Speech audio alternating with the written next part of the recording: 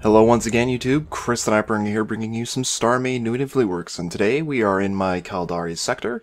This is where I primarily do Caldari builds, of course. This ship here is actually out of place, but it's not being built here. I just had to pull it into single player because of the restricted build area limit on the Starside server. This here is the Venture. It is a mining frigate, part of the ore ship line, and it is fucking massive for a frigate, and it is awesome. Unfortunately, that is not the focus of today's episode. I know a lot of you guys might be interested in checking this ship out, but really there's not much actually done to the internal structure of this thing. I have quite literally done very much nothing. But it's gonna be awesome when it is complete. For example, up here is the bridge, and down here we have mining control, so I've got like a nice little seat set up for the mining control. I know it's very hard to see things because it's very dark, but again, that's not the focus of today's episode. Today we are talking about the bonuses and the stats that I'll be doing with my ships, because there's a little bit of a change. I meant to make this video a while ago because this is when I discovered this error, but I haven't gotten a chance to get around to it. So real quick, we're going to teleport to another sector. Oh, what's going on? Why can't I use the commands that I had just used? Oh, this is weird. Okay, I for some reason cannot use a command that I had just used. So now I have to... No. What is it? Fleet. 43.53.5. 43.53.5. Okay, so I've teleported to another sector. I'm not sure if I've shown you guys this. Excuse me. This is a lineup of literally every ship that I've completed to date. Or so I believe. There could be some ships here that are missing, but this will do me good for what I'm trying to demonstrate in today's episode. So as you can see, I've got all the Minmatar ships, Galente, all of the Caldari ships. A lot of these ships are not released yet, so don't be surprised if you're like, whoa, I don't have that ship. A lot of these are not released yet. Some of them may not be released at all. It really depends on what the ship is. But this is the lineup of all my ships. So what I'm going to be talking about specifically is how much, in terms of systems, do I want to put on a spaceship. So, let's take a look at this ship right here. This is the Executioner. It is a combat frigate, and it is almost exclusively a combat frigate, I believe. Let's go inside and take a look at these stats. This is all pulled from EVE Online. This is information that I put on these display modules, directly pulled from EVE Online's description of the ships. So we have characteristics, which tell us the essentials of the ship. It's small. It's for attacking. Attacking means that it's not meant to persistently stay in combat. It's more for, like, you know, I believe alpha striking the shit out of people. Tackling, energy turrets, and armor. So those are, you know, the characteristics of the ship. That gives you a general idea as to what the ship is all about. And then we have MR frigate bonus, we have roll bonus, and then we have the fitting. So, there's two different types of bonuses here. We have the MR frigate bonuses and the roll bonuses. Now, roll bonuses basically tell us what the ship is supposed to do on the battlefield. An 80% reduction in propulsion jamming systems activation cost. So what that means is that there are things like tackling systems, which basically prevent a ship from warping away. There's webbing systems, which prevent a ship from moving fast. And those are propulsion jamming systems. And this ship gets an 80% reduction in using those systems in terms of power. So it costs less power to turn those systems on. Which means that if you want a propulsion jamming ship in your fleet, the Executioner is one of the ships that you would want for that role, because it has a more efficient effect. It's more efficiently utilizing those systems. So that's the roll bonus. In terms of EVE Online, roll bonuses will never change. Think of it this way, it's how the ship is built and how the ship is meant to be used. Then we have Amarr frigate bonuses. Now, this does not specifically have to be an Amarr frigate. It could be whatever type of ship you're flying. It could be a Caldari frigate bonus. It could be a Galente frigate bonus. It could go beyond that. It could be covert ops ship bonuses, which is a variety of ships, right? So this is based off skill. And in EVE Online, you train skills to become better at flying your ships. You could theoretically get more damage out of your weapon systems, or you could maneuver your ship better. There's all sorts of skills in EVE Online. It's massive, and it literally takes like 2 decades to train all of them to 100%, right? So in terms of EVE, there are 5 levels to each skill. When you train into a skill, you start at level 1. It could take you a few minutes. By the time you're level 5, it could have taken you up to a year or more. Well, not maybe a year, but like 187 days is one of the more common ones I see in terms of time. It could take you 187 days before you're level 5 in that skill. And it can be worth it, depending on whether you really want to fly a level 5 ship, for example, or level 5 with a specific type of gun, right? So this is something that I had overlooked, the whole idea of skills. I was just copying the information from EVE Online. And it says 10% reduction in small energy turret activation costs, a 5% bonus to small energy turret damage. So this ship, I'm actually going to have to jump into it. So let's jump into it. This ship has 8 turret hardpoints, which means there's 8 turrets on it. And like I said, this ship is meant to do some damage. And you can see that by reading these bonuses. It's intended to not only do reduction in the activation cost for its propulsion jamming systems, but it has also got some bonuses for turrets. So what I had failed to realize is that if you have fully trained into this ship, this bonus is not 5%, it's 25%, because there are 5 levels to the Amarr frigate skill. So what does that mean? Well, it means that there is the equivalent of 2 extra turrets on this ship. Which is a big deal, because that is a fucking ton of turrets for this small-ass little ship. And suddenly, this ship is one of the highest damage dealers out of this entire lineup. So, yeah, that's pretty important. Now, of course, I'm saying that without taking into account the bonuses applied by other ships. I have yet to check those bonuses or what their effects would be on those ships. But that's a pretty big deal. Because it further defines and emphasizes the role of the ship that I had not done before. I've gotten, not complaints so to speak, but some concerns that I was making ships that were very weak, and that players would not really care to fly these ships because they are so weak, you know, and they're not going to be used in combat with other ships.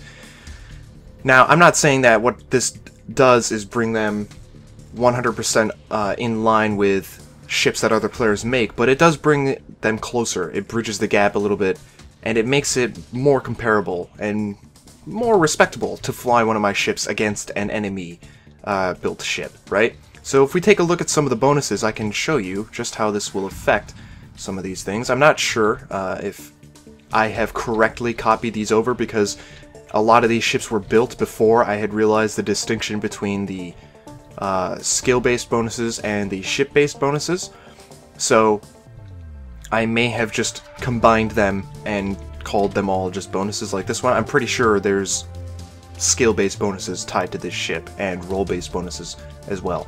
So for all I know, this could be a skill-based bonus. Let's go find one that has skill-based bonuses. I'm pretty sure the Impair has one. No, it actually doesn't. My mistake. Does the Caldari Heron have one? Yes, Caldari frigate bonuses.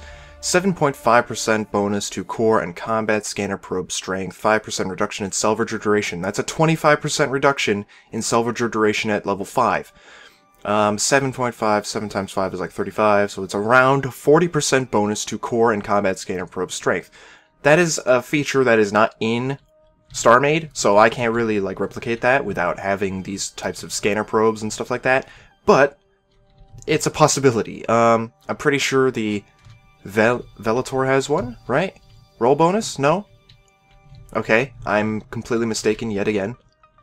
I know for a fact that the this one has it. Minotaur frigate bonuses. 5% bonus to light missiles and rocket rate of fire. That's a 25% bonus to the rate of fire. And it's 40% bonus, approximately, to shield booster amounts. If you don't know what shield boosters are, essentially, it's like an internal device that boosts your shields by consuming a charge. There's like a shield booster charges or something like that, and, you know, it's kind of considered ammunition. You load it up, you use it, and suddenly your shields have been boosted up quite a bit. There's no easy way to implement that in StarMade as well without having a docked entity on board that is supplying shields, but on larger ships that may be a possibility. It depends. That'd be pretty cool. What else is there? The probe is an exploration ship, so it has the bonuses to the scanner probes and the salvagers. What else is there? This guy's got to have some, right? Oh, I went past it. 10% bonus to remote shield booster amount. So this is a remote shield booster, which means that it's capable of supplying other ships with shields, and that's a 50% bonus to remote shield booster amount. So not only I'm going to be designing hard-mounted turrets for shield boosters, you're going to be able to attach them to your ship. I'm pretty sure they take a high slot, but I could be wrong. They could take a medium slot. I cannot recall. This is, after all, a remote shield booster, which means it's targeting other ships. So I would assume it takes a high slot. I could be wrong. But, regardless, I'll be designing a module that you can aim at other ships to supply them with shields, right? And then there will be a 50% bonus on top of that. So that's pretty crazy. And then what else is there? 10% reduction in remote shield booster activation cost. So what I'll be doing for this is I'll be calculating... I'll determine how much power this ship uses to activate that system, the remote shield booster, and then I'll calculate a 50% reduction in activating that, and then I'll add that in terms of power generation to the ship. So there will be an additional bit of power generation on this ship, and that power generation, if used correctly, will go towards the shield booster modules, right? It's complicated, but I think it's pretty cool because I'm kind of defining the roles of the ship as best as I can to cohere with how EVE Online does it. What does this ship have? Let's see. Now this is a mix between a Galente design and Amar design, so it has two skill bonuses. Galente frigate bonuses, 20% bonus to drone hit points. So at 5%, or 5 times that, that's 100% bonus to drone hit points. That's pretty crazy. Amar frigate bonuses, 4% bonus to all armor resistances. That is, in reality, a 20% bonus to all armor resistances. Which means that I have to change the 4% that I probably put on there and make it 20%. So that thing's going to have a 20% armor hardener. That's pretty impressive. That makes this ship very survivable, because it is already comprised of a lot of hardened hull, or advanced hull, I should say. So yeah, I've got lots of bonuses to fit onto these ships that I haven't put these bonuses on in the past. Real quick, I'll show you the bonuses for this ship, if I can find it. Oh god, where is it? Amar Destroyer bonuses, 10% bonus to drone hit points and damage. That's 50% bonus to damage, and a 100% bonus to energy vampire and energy neutralizer transfer range. What that means is it actually is capable of sucking the energy out of enemy ships, and it can do it at 100%, or it has a 100% bonus. So that's like a 200% like capacity to drain enemy ships' power, which is crazy. And that's a system that I haven't put on the ship because I haven't designed turrets for yet, and I don't really have an idea as to how powerful those turrets should be. But a ship this size, with 6 turrets, times 2, which is the equivalent of 12 turrets.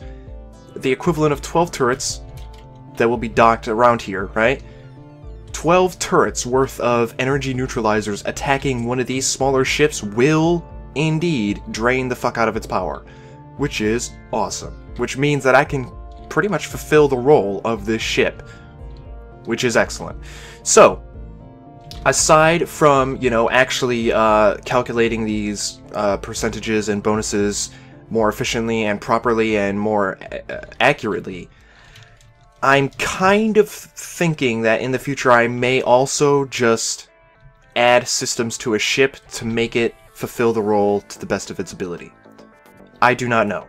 It's entirely possible that I may even re-release ships that are very much kitted out to the max so that they are capable of fulfilling their roles.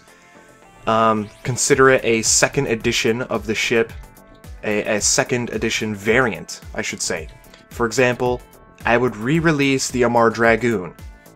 There will be no alternate color schemes, it will stay the white and gold that it is, and the only difference between the EVE Online, you know, calculated version and the new variant is the fact that it will have a fully loaded interior. There will not be a single block of extra space inside of this ship that is not dedicated to a system of some sort. The ship will still be aimed towards a specific cause. For example, or a specific role, I should say. This ship is an energy neutralizing ship with drone capabilities, so it will remain focused on that. I will place energy, you know, drain beams on this ship and fill it out to the max in, you know, these lower sections, right? Basically min-maxing the interior of the ships like other players do. And it will be considered, you know, I'm still going to try and balance that, because there are vast differences in size and interior space between these ships. But I think that's a good idea, because I think, you know, players will get more out of these ships if I do that, on top of the already balanced versions. That, however, is something that will come far in the future. I still want your guys' opinion on whether I should do that. Definitely tell me what you think of what I have just told you guys. And I think that's it for this episode, so thank you for watching. Subscribe if you want to see more. And I will see you all next time.